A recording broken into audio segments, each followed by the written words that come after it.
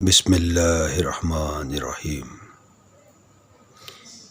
الا ان اولیاء اللہ لا خوف علیہم ولا هم یحزنون۔ سن رکھو، بے شک جو اللہ کے دوست ہیں انہیں نہ کوئی خوف ہوتا ہے اور نہ وہ غمگین ہوتے ہیں۔ بلغ اللہ بکمالہ کشف الدجی بجمالہ حسنت جمیع خصالہ صلو علیہ وآلہ۔ جے تو گم ہوویں وچ اس دے اپنی چھوڑ نشانی، اے توحید محمد بخشا دسے کون زبانی۔ اللہ تعالیٰ اور اس کے رسول صلی اللہ علیہ وآلہ وسلم کی اطاعت اور محبت۔ ارشاد باری تعالیٰ ہے، ان کنتم تحبون اللہ فاتبعونی یحببکم اللہ۔ ترجمہ: اگر تم کو اللہ کے ساتھ محبت ہے تو میری اتباع کرو، اللہ تعالیٰ تم سے محبت کرے گا۔ پس انسان اللہ تعالیٰ تجھ پر رحم فرمائے گا۔ یہ یاد رہے کہ اللہ تعالیٰ اور اس کے رسول صلی اللہ علیہ وآلہ وسلم سے محبت ہونے سے مراد ان کی فرما برداری اور اطاعت کی جائے۔ بندوں سے اللہ تعالیٰ کا محبت کرنا بندوں کو مغفرت کی نعمت عطا فرمانا ہے۔ اگر بندہ یہ یقین کر لے کہ فی الحقیقت اللہ تعالیٰ ہی کو کمال حاصل ہے اور کسی اور کو نہیں، اور جو میرے یا کسی دوسرے میں دکھائی دیتا ہے وہ بھی اللہ تعالیٰ ہی کی جانب سے ہے اور اطاعت الہی ہے، تو محبت اللہ تعالیٰ ہی کے لیے وقف ہو جائے گی اور بندہ فنا فی اللہ ہو جاتا ہے۔ بس بندے کو چاہیے کہ وہ اللہ تعالیٰ کی عبادت کرے، اس کا قرب حاصل کرنے کا باعث بننے والے اعمال کرے۔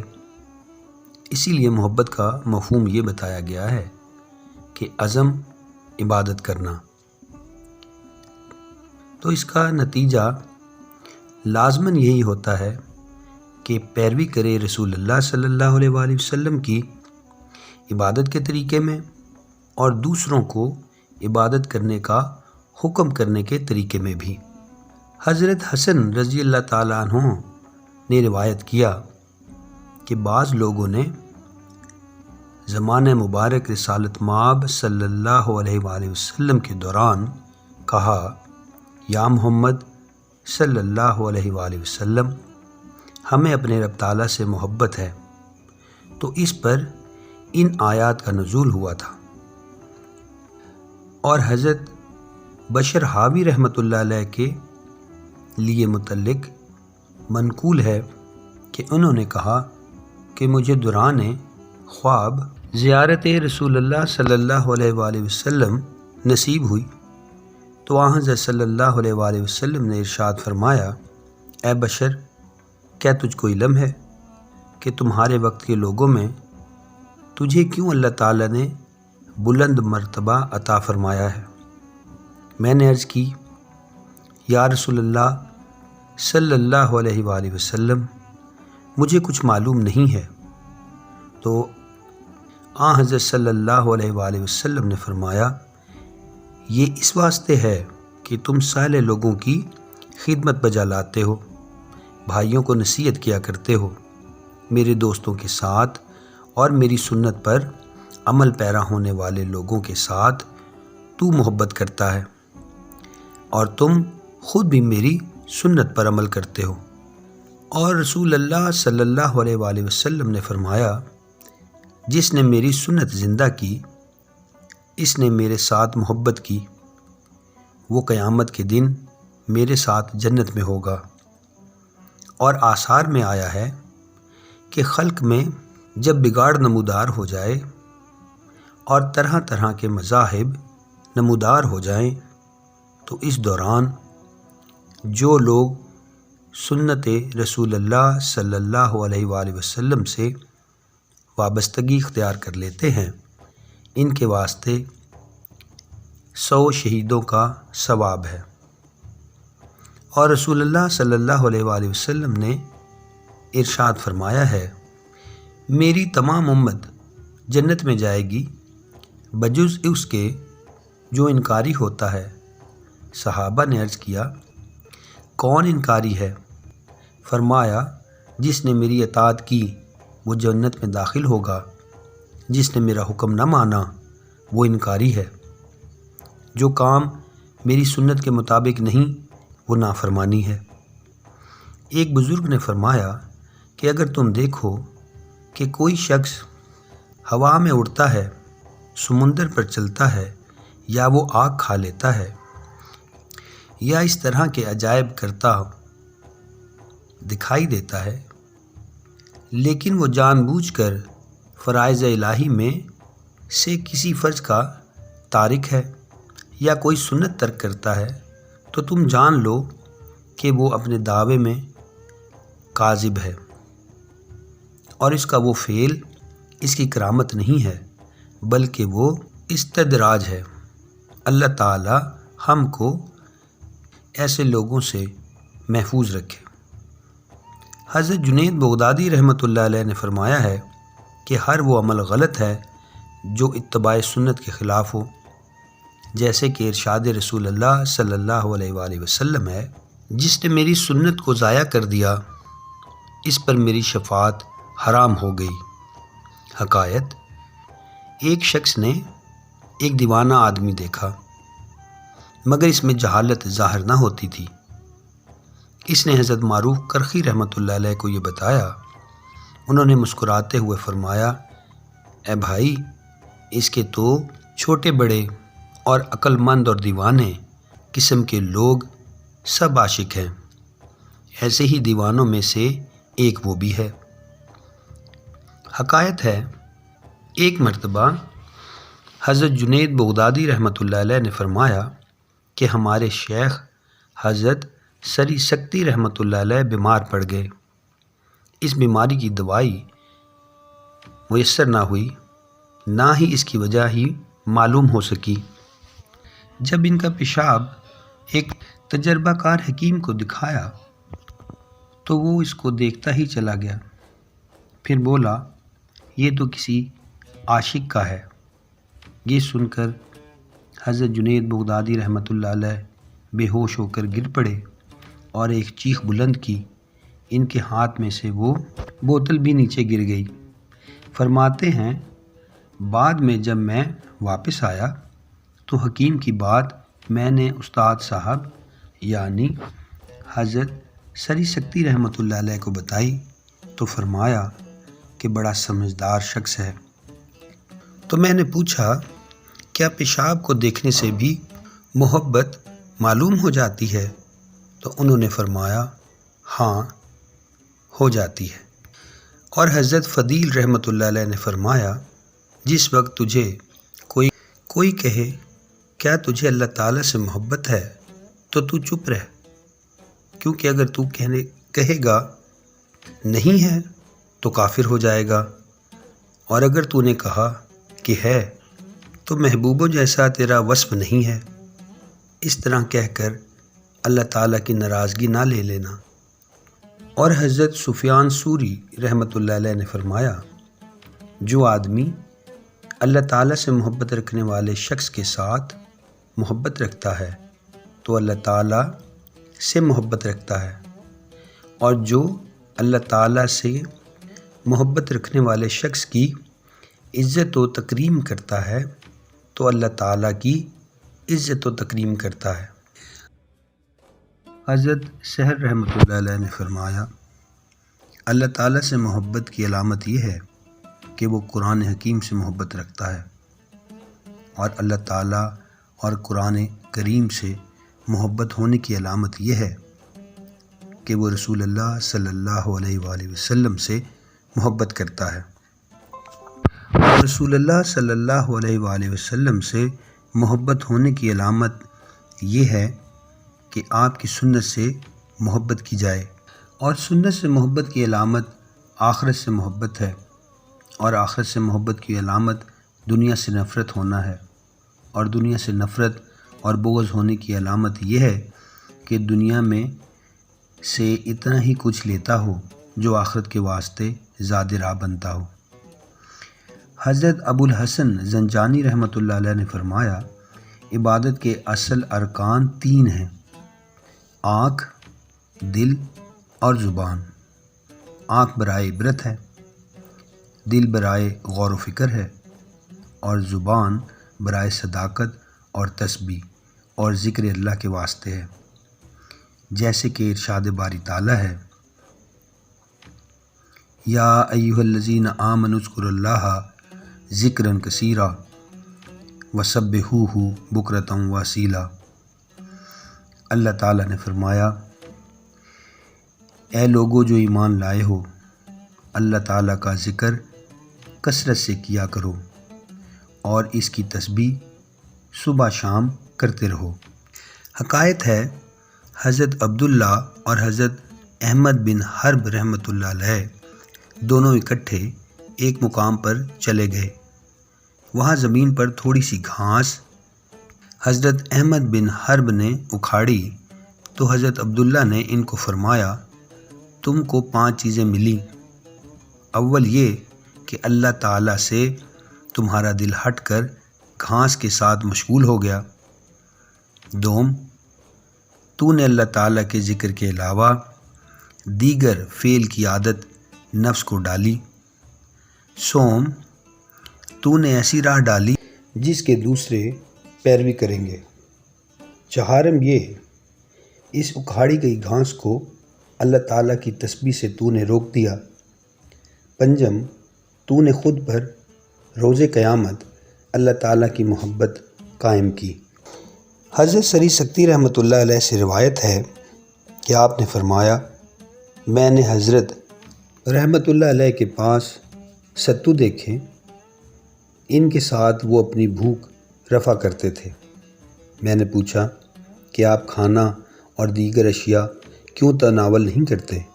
تو فرمایا کہ میں نے دیکھا ہے کہ کھانا چبانے اور ستو کھا کر وقت گزارنے میں 90 مرتبہ تسبیح کہنے کا فرق ہے، لہٰذا گزشتہ 40 سال کی مدت سے میں نے روٹی کبھی نہیں چبائی۔ حضرت سہل رحمۃ اللہ علیہ 15 دن میں صرف ایک بار کھایا کرتے تھے، اور رمضان کا مہینہ آ جاتا تھا تو ایک نوالا سحری اور ایک نوالا افطاری کے وقت کھایا کرتے تھے، اور بعض اوقات وہ 70 یوم تک کھانا نہ کھاتے تھے، اور کھانا اگر کھا لیتے تو کمزور پڑ جاتے تھے، اور فاقہ کرتے تو کبھی ہو جایا کرتے تھے۔ حضرت ابو الحماد رحمۃ اللہ علیہ نے 30 برس کا عرصہ مسجد حرام میں گزارا، مگر اس دوران کبھی ان کو کھاتا پیتے نہیں دیکھا گیا، اور بغیر ذکر اللہ کے انہوں نے کبھی کوئی گھڑی نہ گزاری تھی۔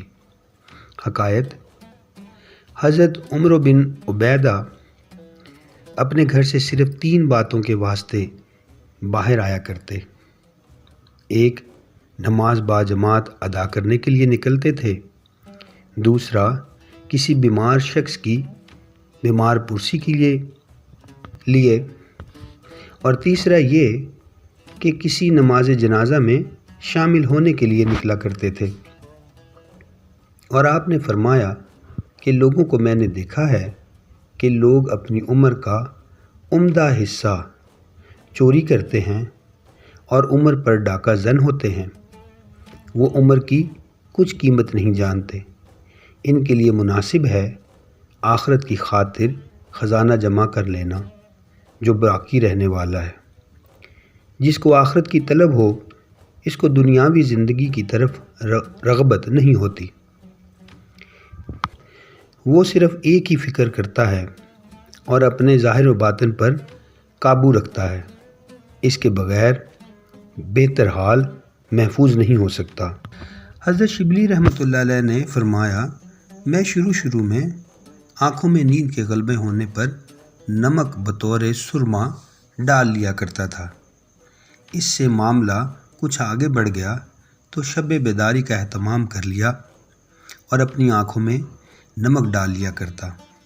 حکایت ہے کہ حضرت ابراہیم بن حاکم رحمۃ اللہ علیہ سے مروی ہے کہ جب میرے والد پر نیند کا غلبہ ہوتا تھا تو دریا کے اندر داخل ہو جاتے تھے اور تیرنا شروع کر دیتے تھے، تو دریا میں موجود مچھلیاں ان کے گرد اکٹھا ہو جاتی تھیں اور تسبیح کرنے لگتی تھیں۔ حکایت میں ہے حضرت وہاب بن منبع رحمۃ اللہ علیہ نے بارگاہ الہی میں دعا مانگی کہ اے اللہ مجھ سے نیند کو دور فرما دے، بس ان کو 40 برس کی مدت میں نیند نہیں آئی۔ حضرت حسن حلاج رحمۃ اللہ علیہ خود کو اپنے ٹخنوں سے گھٹنوں تک 13 عدد بیڑیوں میں جکڑے رکھتے تھے، اور اس حالت میں بھی وہ ایک شب و روز میں 1000 رکعت ادا کرتے تھے۔ حضرت جنید بغدادی رحمۃ اللہ علیہ سلوک کے شروع میں دکان پر آتے، دروازہ دکان کا کھولتے، پردہ گرا دیتے اور 400 نفل ادا کر کے پھر گھر لوٹ جاتے تھے۔ اور حبش بن داؤد رحمۃ اللہ علیہ عشاء کے وضو سے صبح کی نماز 40 سال تک ادا کرتے رہے۔ پس صاحب ایمان کو چاہیے کہ ہمیشہ باوضو رہے، جب وضو ٹوٹ جائے تو اسی وقت وضو تازہ کر لے، 2 نوافل نماز ادا کرے اور ہمیشہ قبلہ رخ بیٹھنے کی کوشش میں رہے، اور تصور رکھے کہ میرے سامنے رسول اللہ صلی اللہ علیہ وآلہ وسلم تشریف فرما ہے۔ اس طرح سے مراقبہ رکھے تاکہ ہر عمل میں سکون میسر ہو، تکلیف کو برداشت کر سکے اور اپنے آپ میں عجب نہ ہونے پائے، نہ ہی اپنے عمل پر مغرور ہو، کیونکہ عجب وصف شیطان ہے، خود کو حقیر جاننے اور کم تر خیال کرنا، نیک لوگوں کو احترام کی نظر سے دیکھنا صالحین پر لازم ہے، اور جو صالحین کی عزت نہیں کرتا اللہ تعالیٰ اسے صالحین کی رفاقت نصیب نہیں فرماتا، اور عبادت کی عزت و کرامت سے ناواقف شخص کے دل سے حوالت جاتی رہتی ہے۔ لوگوں نے حضرت فضیل بن ایاز رحمۃ اللہ علیہ سے پوچھا، اے ابو علی، انسان کس وقت نیک ہو جاتا ہے؟ آپ نے فرمایا، جب اس کی نیت میں نصیحت اور خیر خواہی ہو جاتی ہے، دل میں خوف ہو جائے اور زبان پر صداقت ہو جائے، اور اعضائے بدن نیک اعمال میں مشغول رہیں۔ رسول اللہ صلی اللہ علیہ وآلہ وسلم کے واقعہ معراج کے دوران اللہ تعالیٰ نے فرمایا، اے احمد صلی اللہ علیہ وآلہ وسلم، اگر تمہاری خواہش ہو کہ دنیا میں سب لوگوں سے بڑھ کر تقوی والا بن جاؤ تو دنیا سے رغبت ختم کر دو اور آخرت پر راغب ہو جاؤ۔ آپ نے عرض کیا کہ دنیا سے کیسے بے رغبت ہو جاؤں؟ تو فرمایا، دنیا میں سے اتنا ہی لو جو غذا اور لباس کے واسطے کفایت کرے، کل کے واسطے جمع مت کریں، ہر وقت میرا ذکر کرتے رہیں۔ پھر عرض کیا کہ ہمیشہ ذکر میں کیسے رہوں؟ تو فرمایا، لوگوں سے علیحدہ رہو، نماز ہی کو نیند جانو اور فاقہ کو ہی کھانا تصور کرو۔ رسول اللہ صلی اللہ علیہ وآلہ وسلم نے فرمایا ہے، ترجمہ، دنیا سے بے رغبت ہونا قلب اور بدن کا آرام ہے، اور دنیا میں رغبت کے باعث غم ہی ملتے ہیں۔ حب دنیا ہی ہر گناہ کی بنیاد ہے، اور دنیا سے رغبت نہ ہونا ہر نیکی اور خیر کی بنیاد ہے۔ حکایت ہے، لوگوں کی جماعت کے پاس سے کوئی نیک شخص گزرا تو کیا دیکھتا ہے کہ ایک طبیب بیماریوں اور علاج کے بارے میں بیان کر رہا ہے۔ اس نیک شخص نے کہا، اے طبیب، تو بدن کی امراض کا علاج کرتا ہے؟ کیا دلوں کے مرض کا بھی تو علاج کر سکتا ہے؟ طبیب نے کہا، ہاں میں کر سکتا ہوں۔ آپ مرض بیان کریں۔ انہوں نے کہا، دلوں پر گناہوں کی ظلمت چھا چکی ہے اور دل سخت ہو چکا ہے، کیا اس کا علاج ہے؟ طبیب نے جواب دیا، علاج یوں ہے کہ اللہ تعالیٰ سے عجز و زاری کر اس علامت الغیوب سے شفائے دل اسی علاج سے ملتی ہے۔ بس اس نیک آدمی نے ایک چیخ ماری اور روتا ہوا واپس آ گیا اور کہتا تھا کہ کیا ہی اچھا طبیب ہے، میرے دل کا علاج صحیح بتایا ہے۔ طبیب نے کہا، یہ ایسے شخص کے دل کا علاج ہے جو توبہ کر لے اور دل سے پروردگار تعالیٰ کی جانب متوجہ ہو جائے۔ حکایت ہے، ایک شخص نے ایک غلام خرید لیا۔ اس غلام نے اسے کہا، اے میرے آقا، میری 3 شرائط ہیں۔ اول، آپ مجھے نماز سے نہ روکیں گے جب نماز کا وقت ہو جائے۔ دوم، دن کے دوران جو چاہیں مجھے حکم فرمائیں، مگر رات کے وقت کوئی حکم نہ فرمائیے۔ سوم، میرے واسطے اپنے گھر کے اندر ایک کمرہ علیحدہ کر دیں، اس میں میرے علاوہ دوسرا کوئی داخل نہ ہو۔ خریدار نے تمام شرائط منظور کر لی، پھر کہا کہ کمرہ دیکھ لو۔ غلام نے ایک خراب و خستہ سا کمرہ پسند کر لیا۔ مالک نے ٹوٹا ہوا کمرہ پسند کرنے کا سبب پوچھا تو غلام نے جواب دیا، اے آقا، کیا آپ کو معلوم نہیں ہے کہ ٹوٹا کمرہ بھی یاد خدا کی وجہ سے باغ بن جایا کرتا ہے۔ پس وہ غلام دن کے دوران آقا کی خدمت بجا لاتا تھا اور رات کو عبادت الہی کرتا تھا۔ ایک عرصہ گزر گیا۔ ایک شب کو مالک اپنے گھر میں چلتا چلتا غلام کے کمرے میں چلا گیا۔ دیکھا کہ کمرے میں روشنی ہے، غلام سجدے میں پڑا ہوا ہے، اس کے سر کے اوپر زمین اور آسمان کے درمیان میں ایک روشن قندیل لٹک رہی ہے اور غلام اللہ تعالیٰ کی مناجات کر رہا ہے اور نہایت زاری سے دعا مانگ رہا ہے، یا الہی، تو نے میرے آقا کا حق اور دن کے دوران اس کی خدمت بجا لانا مجھ پر لازم فرمایا ہے۔ اگر ایسا نہ ہوتا تو دن کو بھی رات میں بھی تیری عبادت میں رہتا۔ یا الہی، میرے عجز کو قبول فرما۔ اس کے آقا نے اس کو دیکھ لیا تھا۔ جب دن ہوا وہ قندیل واپس ہو گئی اور مکان کی چھت بدستور مل گئی۔ مالک نے واپس آ کر اپنی بیوی سے یہ واقعہ بیان کیا۔ اگلی رات وہ زوجہ سمیت وہاں آیا، کمرے کے دروازے میں آ کر دیکھا کہ غلام سجدے میں ہے اور اس کے سر پر لٹکتی ہوئی قندیل اسی طرح روشن ہے۔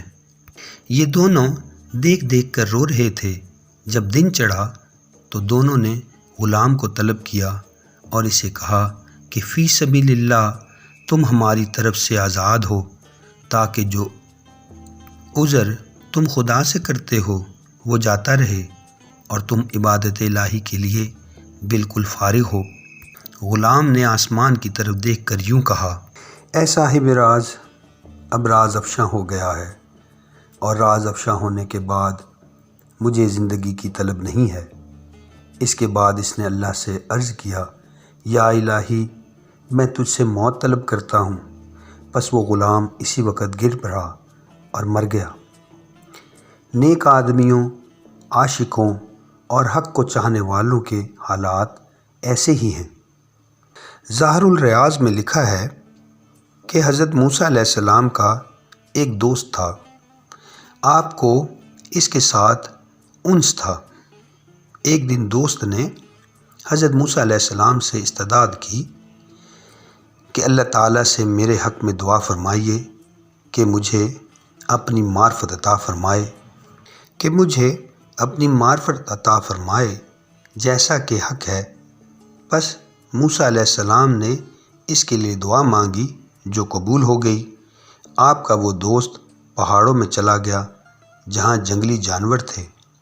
حضرت موسیٰ علیہ السلام نے جب دیکھا کہ وہ غائب ہے تو اللہ تعالیٰ سے دعا کی، میرا دوست غائب ہے۔ تو اللہ تعالیٰ نے فرمایا، اے موسیٰ، جو شخص میری معرفت کما حقہ سے بہرہور ہو جائے وہ مخلوق میں کبھی نہیں رہ سکتا۔ منقول ہے کہ حضرت یحییٰ علیہ السلام اور حضرت عیسیٰ علیہ السلام دونوں ایک بازار سے گزرے، ایک عورت ان سے آ ٹکرائی۔ حضرت یحییٰ علیہ السلام نے فرمایا، اللہ کی قسم مجھے وہ محسوس ہی نہیں ہوئی۔ اور حضرت عیسیٰ علیہ السلام نے کہا، سبحان اللہ، آپ کا بدن میرے ساتھ ہے مگر آپ کا دل کہاں ہے؟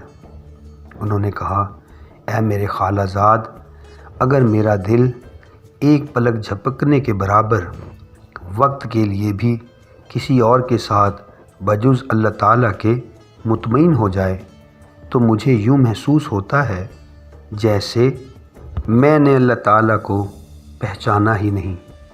اور کہا جاتا ہے کہ اصل اور درست معرفت یہ ہوتی ہے کہ دنیا اور آخرت دونوں ترک ہو جائیں اور آدمی صرف مولا کریم کا ہی ہو جائے، شراب عشق میں مدہوش رہے اور روت الہی تک ہوش میں ہی نہ آئے، یعنی قیامت تک مراد ہے۔